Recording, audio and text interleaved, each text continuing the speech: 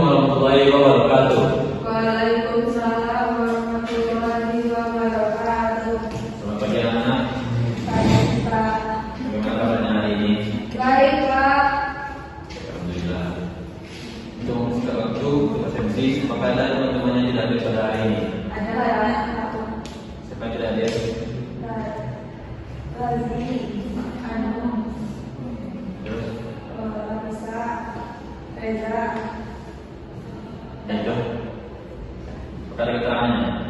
Nggak tahu, Pak. Baik, terima kasih. Sebelum mulai pelajaran kita pada hari ini, maka baiknya kita berdoa terlebih dahulu. Kita kelas, silakan pimpin doa. Belum siap? Berdoa mulai. Bismillahirrahmanirrahim.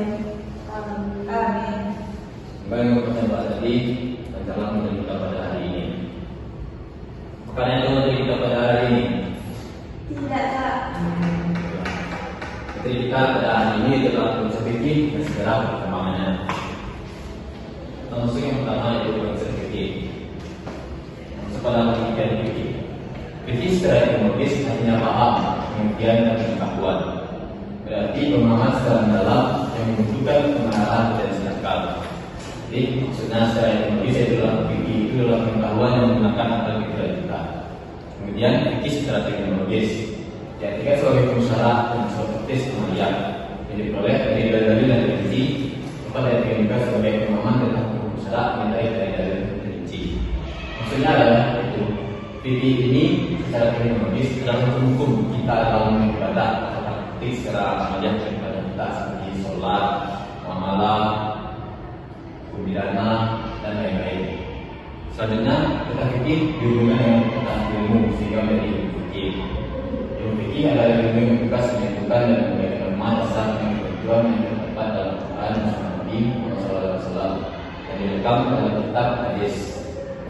Maksudnya itu adalah ilmu fikih adalah ilmu yang membahas tentang norma-norma yang bertujuan yang ada dalam Quran bagaimana kita menghadapi sehari-hari yang ada yang merujuk pada Al-Quran dan hadis Nabi Muhammad Sallallahu Alaihi Wasallam. Lanjut kita masuk pada sejarah perkembangan fikih. Sebenarnya apakah ada pertanyaan dari sini? Tidak, Pak. Baik, kita lanjutkan pada sejarah perkembangan. Konsep fikih sudah berkembang secara sistematis dalam sejak masa sahabat Nabi Muhammad Sallallahu Alaihi Wasallam. Jika muncul persoalan baru seiring berkembangnya wilayah Islam. Maksudnya yaitu adalah fikih ini, konsep fikih ini berkembang pada setelah Nabi Muhammad Sallallahu Alaihi Wasallam. Karena pada zaman Nabi, jika ada hal yang tidak diketahui sebenarnya ditanyakan kepada Nabi Muhammad Sallallahu Alaihi Wasallam. Tidak ada keraguan. Sudah ada dari Rasul dijelaskan oleh Nabi Muhammad Sallallahu Alaihi Wasallam. Kemudian pada dinasti Abbasiyah muncul 4 mazhab fikih utama dalam tradisi Sunni. Ada apa itu 4 mazhab tradisi Sunni? Gimana? Kan maksudnya 4 mazhab yang ada dalam tradisi Sunni. Hanafi, Maliki, Syafi'i, Ya, ada 4 mazhab terkenal yaitu Hanafi, Maliki, Syafi'i dan Hambali. Setiap kita di Indonesia itu kita pakai mazhab Syafi'i. Kemudian masing-masing mazhab memiliki metode dan pendekatan sendiri dalam menyelesaikan versi-versi. Nah, yaitu cara dalam konsep penerapan ibadahnya mereka memiliki pendapatnya masing-masing, bukan menjadi kasar. Tapi itu telah diumumkan dan dipikirkan oleh mereka tentang bagaimana dalam penerapannya dalam menyelesaikannya. Kemudian seiring waktu fikih juga berkembang mencakup berbagai bidang seperti ibadah, muamalah, sosial dan ekonomi, jinayah, pidana dan siasat politik. Fikih terus mengalami perkembangan hingga kini sebagai upaya Islam untuk merespon tantangan zaman dengan tepat berpegang pada prinsip-prinsip dasar syariat.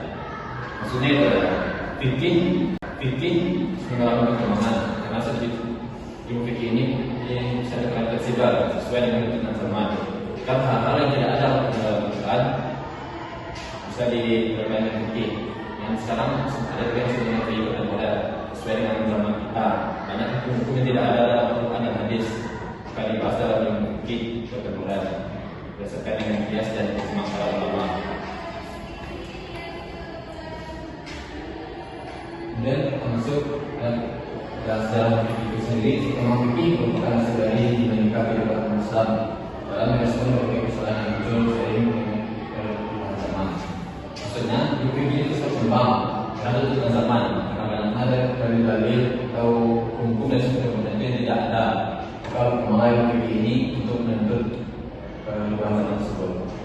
Kemudian pada masa Rasulullah SAW, fikih sudah langsung dari wahyu dan beliau, sehingga hukum itu sudah jelas dan langsung. Maksudnya, jika pada awal zaman Nabi sudah ada Nabi yang menjelaskan dari hukum sesuatu, sehingga tidak ada keraguan lagi. Kemudian sahabat Rasulullah SAW, para sahabat menemukan metode ijtihad untuk menggali hukum dari Al-Quran dan Sunnah, seperti melalui qiyas, analogi, ijma, kesepakatan ulama, dan istihsan, hukum yang lebih besar. Kemudian pada masa tabi'in dan tabi'in, mereka beberapa fikih seperti Hanafi, Maliki, Syafi'i, dan Hambali, yang masing-masing memiliki pendekatan berbagi sendiri. Hukum fikih sebagai dari instansi Islam berbeda dari wilayah, di mana terdapat budaya yang berbeda yang dalam fleksibilitas dan aktivitas dalam menegakkan hukum. Dari sini bisa dipahami. Oke, kita paham. Lanjut pada evaluasi. Kita akan memberikan dua buah pertanyaan.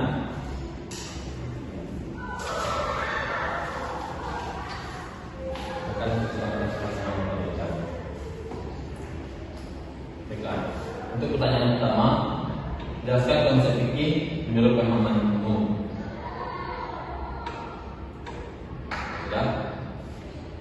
Yang kedua, menurut perkembangan fikih ada bahasa, sebutkan nama-nama dalam bahasa tersebut. Dua saja pertanyaan tersebut, sebutkan dikerjakan. Pada waktu berikutnya.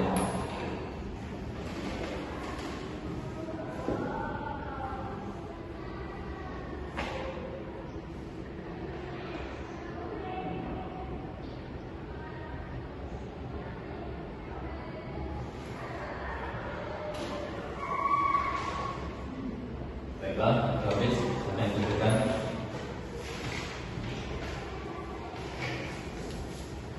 Baiklah, jadi pertanyaan tadi, ketika kita simpulkan pada pembelajaran kita pada hari ini, tentunya mengenai fikih tadi, secara penelitian fikih adalah pemahaman untuk pembelajaran sesuatu dengan menggunakan akal pikiran.